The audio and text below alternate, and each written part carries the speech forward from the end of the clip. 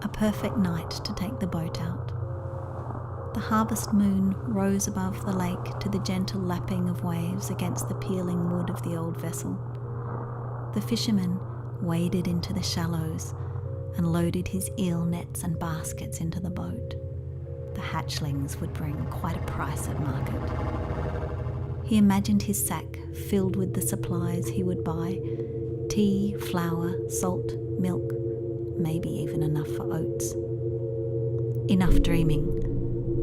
With the boat loaded, oilskin and a dram of whiskey already stored in the bow, it was time to leave. He'd return by dawn, with the embers left in the hearth still warm enough to build the fire he'd need to thaw his numb fingers.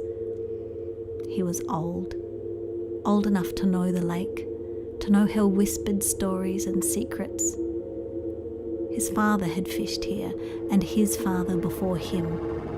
He knew the eel's hatching place, past where the reeds grew tall on the far shore, away from the shadows of the forest, where you could see the sky clear, and breeze blew soft from the east at this time of year. The moon was high by the time he rounded the rocky outcrop. His shoulders and back, worn with years of rowing, ached. But he was close now, close enough to unfurl the nets ready for casting into the deep. Ripples spread across the surface as the nets sunk below the moon's reflection, and he sat, drifting with the movement of the breeze. After a time, the fisherman tugged at the nets. Feeling the weight of the haul, he gradually heaved the load into the boat. Yes, he would eat well in the coming weeks. At last, arms burning with the strain of lifting, he came to the last of the nets. He pulled the soaked and tangled web aboard. And there, struggling amongst the weed and writhing eels, something caught his eye. Glistening white skin. And weed? Or hair? He cleared away the mess of the slippery catch, falling backwards in shock. Before him crouched a child, water dripping from its pale skin. How could this be, this far from shore? No person lived around this side of the lake. Travellers from the north sometimes passed, with strange clothes and talk he couldn't understand, but a child? Here? Caught in his nets? He shifted closer. What are you doing? How did you get here? She lifted her head, and at once the fisherman realized his mistake. This was no child. A woman of such beauty it took his breath away.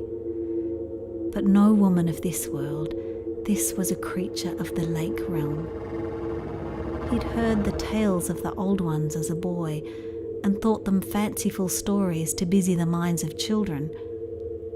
Asrai, fairy folk of the lake, slow-growing sprites who came to the surface on the night of the full moon to bathe in its soft light. The Asrai looked deep into the old man's eyes. Her body trapped in the nets, she turned toward the water. She wanted to return to the lake. The fisherman moved forward to help her, then stopped. A creature like this would fetch a handsome price in town. The manor house had a water garden. Imagine the lords and ladies in their finery and what they'd give for a fairy woman to show at their midsummer ball.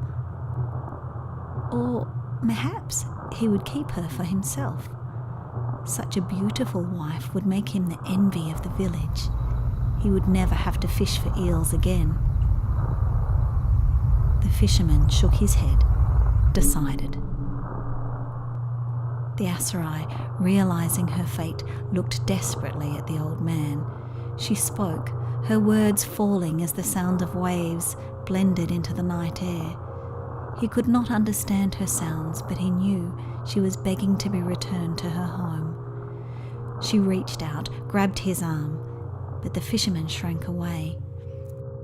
Her touch, icy cold, burned through his clothes to his skin. The fisherman closed his eyes, closed his ears to her mournful cries, closed his heart to her desperate pleas. He covered her with reeds and weed, turned and began the long row back home.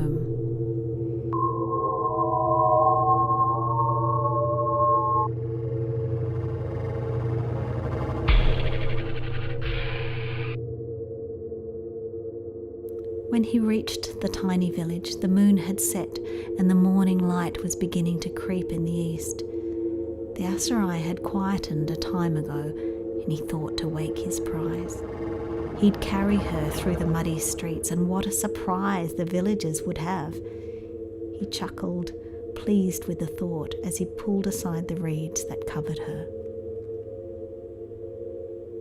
But there, in the bottom of the boat, lay nothing but his nets and a few squirming eels amongst the weed.